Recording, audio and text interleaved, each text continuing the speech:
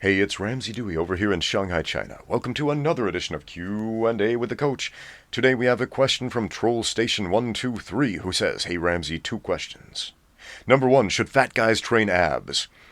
I have heard that fat people, if they train abs, it will just make them look fatter than they are. And number 2, are movements such as push-ups and bench press bad for strikers, since those movements are a pushing motion, whereas punching is a snapping motion?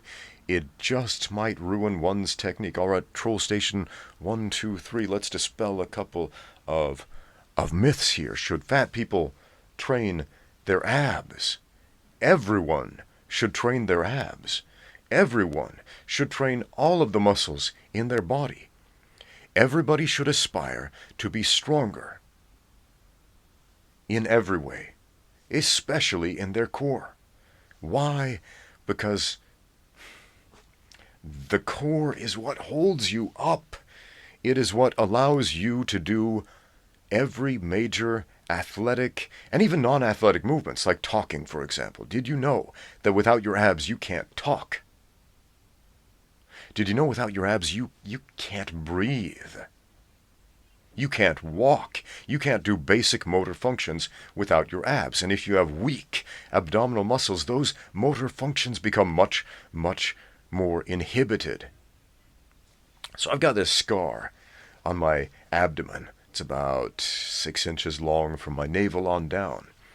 I had a number of surgeries on my intestines in my early 20s.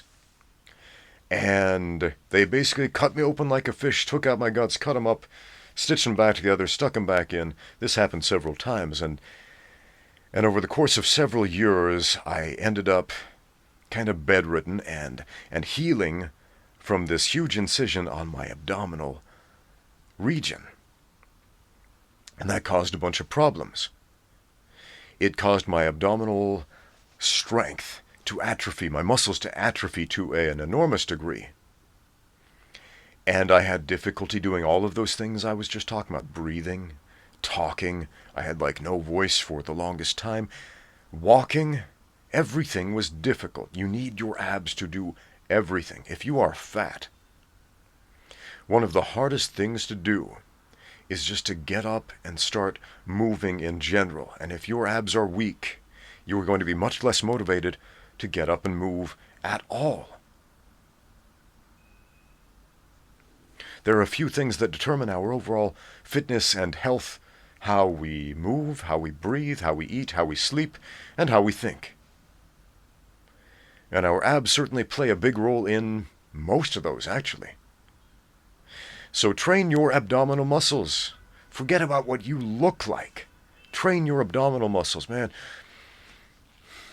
There was this guy I knew, and he was fat, and he came to me for fitness advice. And I told him to strengthen his muscles, to lift some weights, and to get stronger. And this would be beneficial for him. And he said, Nah, I'm not going to do that. I don't want to get big. And I'm over here biting my tongue like, dude, you're already big. Just the wrong kind of big, man. Strength training solves a lot of problems. A lot of problems. It won't solve all your problems, but it definitely will solve a lot of them. The physical related ones, the health related ones. If you got health issues, strength fixes so much of that. And as well as training your abs in isolation, which you totally can and should do, and it's a great idea, and you can do it almost every day, because did you know that the muscles in your abdomen heal approximately twice as fast as the muscles in most of the rest of your body? Yeah, did you know that muscular tissue throughout the body does not regenerate at the same speed? So, for example, the muscles in your hamstrings will heal and regenerate much more slowly than, say, the tissue on the inside of your mouth. Why? Because this is always being essentially eaten away inside of our mouth by saliva, by chewing, by abrasion, and so on. And so it has to heal faster. Similarly, the abdominal muscles have to heal faster because they hold everything up. You are constantly using them. Again, to breathe, to eat, to talk, to sing, to walk, to do any basic motor function involving your whole body, you need your abdomen. So it has to heal faster. So make those as strong as you can. It is very difficult to overtrain your abs. And if you're worried about your gut popping out a little, because it already does, so what? Have your gut pop out with a six-pack, man. There's not a human on this planet that wouldn't rather see that than the alternative. And that is temporary. Keep working, keep exercising, keep strengthening, and you know what happens? If you focus on performance instead of aesthetics, when you focus on performance instead of aesthetics, the rewards are much greater because you also get the aesthetics, but then you also get the performance results, meaning you can do stuff. You can lift heavy things, you can move, you can do backflips and round-offs and gymnastics, and you can fight. And you can move in all kinds of interesting ways that you couldn't before if you simply focused on aesthetics. You probably heard of the hierarchy of strength athletes.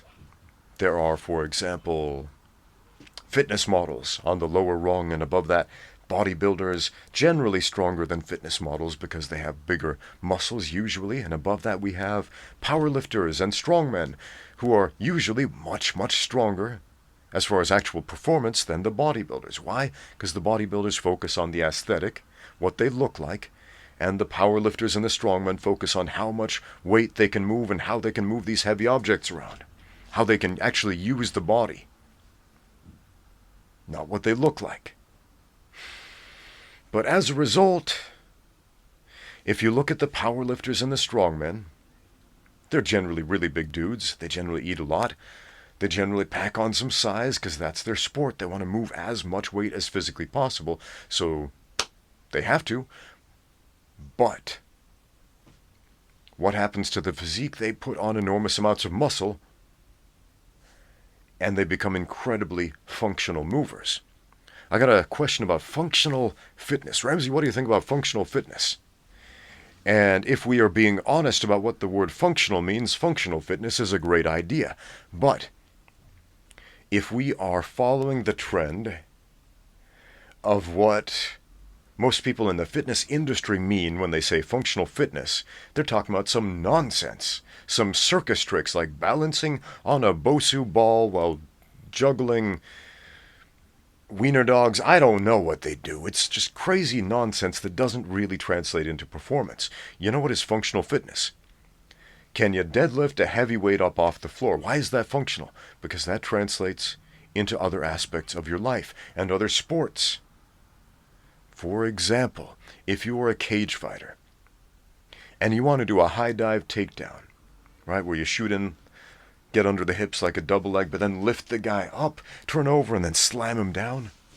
Okay, you need deadlift strength. If you can deadlift heavy things, that will directly translate into your ability to perform a high dive takedown. And a whole bunch of other techniques too.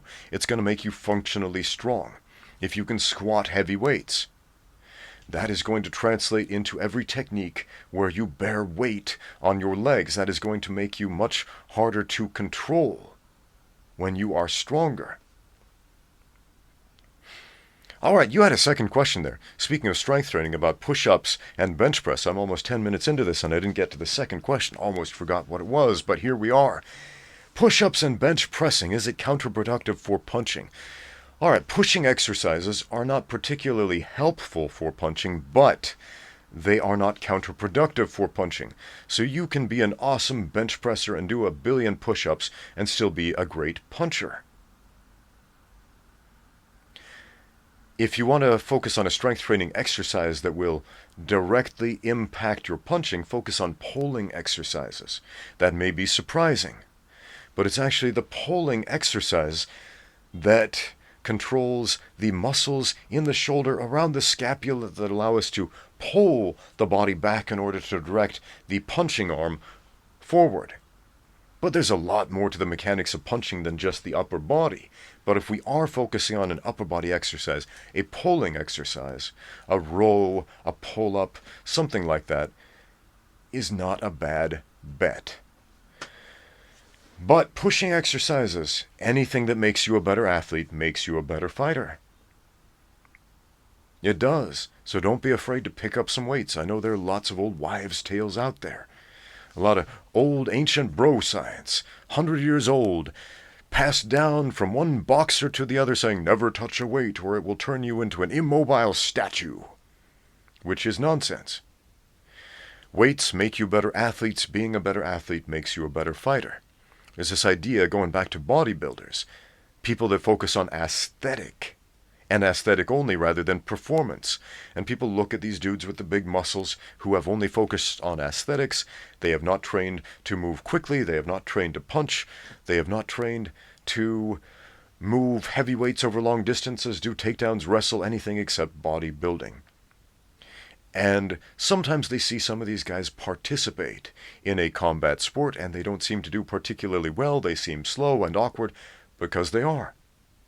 Just like if you took anybody else who had never trained for combat sports and put them in the ring, took some skinny little nerd who'd never trained, put him in the ring, he would look slow and awkward.